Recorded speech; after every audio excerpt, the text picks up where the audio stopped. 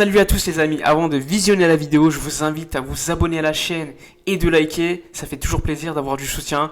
Enfin bref, je vous laisse, bon visionnage. Alors les amis, ce soir, match super important pour le Barça qui pouvait passer leader.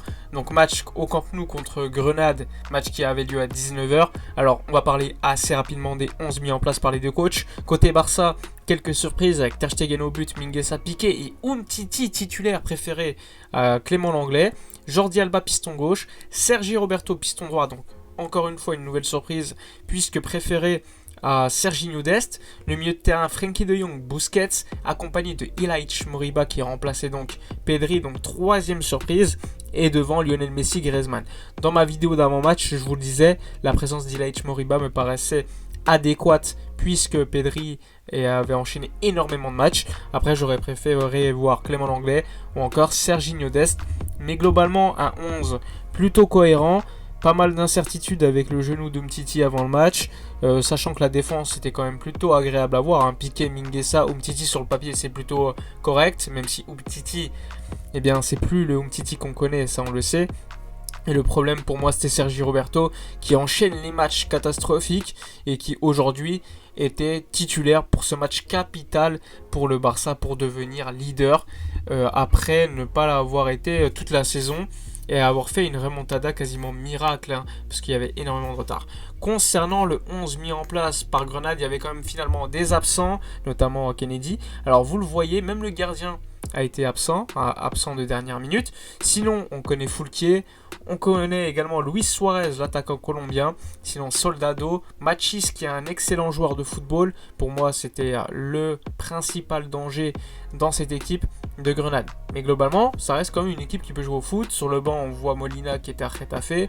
On voit également Gonalon. Évidemment, avant le match, le Barça était clairement favori. Mais il n'y a jamais de favori quand on arrive à ce moment de la saison. Surtout que le Barça pouvait enfin passer leader du championnat d'Espagne. Enfin bref, maintenant, après vous avoir présenté les deux 11 comme vous le savez, comme d'habitude, on va maintenant rentrer dans le vif du sujet et parler de la prestation du FC Barcelone et donc du match. Alors la première mi-temps. Alors on a vu un Barça assez dominateur. Comme prévu, Grenade est venu pour défendre et essayer de repartir en compte, mais ça a été très compliqué pour eux. C'était très compliqué au niveau de la relance. Mais bon, le Barça a eu un pressing très haut. On l'a vu à un moment donné sur les images. On a vu que le Barça, d'habitude, pendant la saison, c'est 17% d'interception. Et là, c'était 33%. Donc beaucoup plus d'interceptions que d'habitude. Notamment grâce à un Busquets qui était en très grande forme durant cette première mi-temps. On l'a vu également distiller de bons ballons. Il est d'ailleurs à l'origine de la passe pour Messi qui se retrouve tout seul aux alentours de la 40e minute. Finalement Messi frappe et c'est juste contré par le gardien et ça passe à côté malheureusement.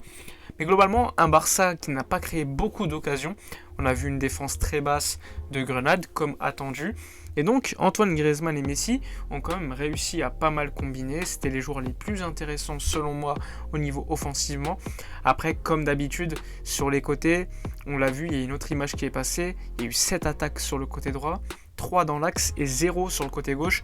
Alors que clairement au niveau offensif notre point fort d'habitude c'est le côté gauche. Et du coup Sergi Roberto était à droite. Et systématiquement, on le voyait tout le temps revenir en arrière. D'ailleurs, Omar Da Fonseca, dans les commentaires, le disait également. Sergi Roberto, c'est pas un joueur qui va éliminer. Et là, tu perds beaucoup avec l'absence de Serginho Dest au début du match. Parce que Sergi Roberto, c'est pas un joueur qui va éliminer, qui va déborder. Et malheureusement, ça nous a quand même porté préjudice au niveau de la première mi-temps. C'était assez rare qu'on écarte le jeu et qu'on essaie de passer sur les côtés. C'était systématiquement Lionel Messi qui revenait en retrait ou encore Griezmann pour aider au niveau de la relance et pour éliminer évidemment des joueurs dans ce 4-4-2, 4-5-1 défensif de Grenade.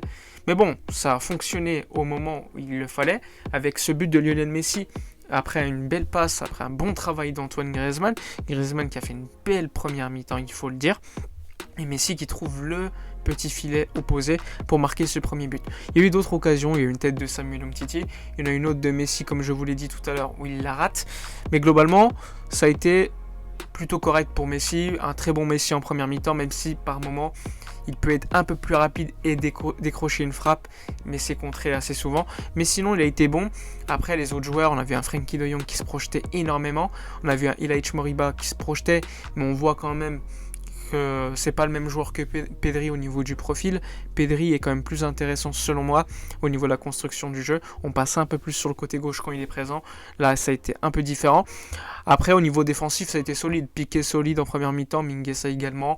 J'ai pas le souvenir d'avoir vu une occasion franche de Grenade, peut-être à un moment donné, juste après le but, où il y a Busquets qui perd un ballon, le seul ballon qu'il a perdu d'ailleurs, mais ça n'a pas été dangereux non plus. Sinon, donc, première mi-temps, super correct pour le Barça, 1-0 à la mi-temps, c'est pas fou, il n'y a pas eu beaucoup d'occasions, mais bon, ça suffit pour le 1-0 à la mi-temps.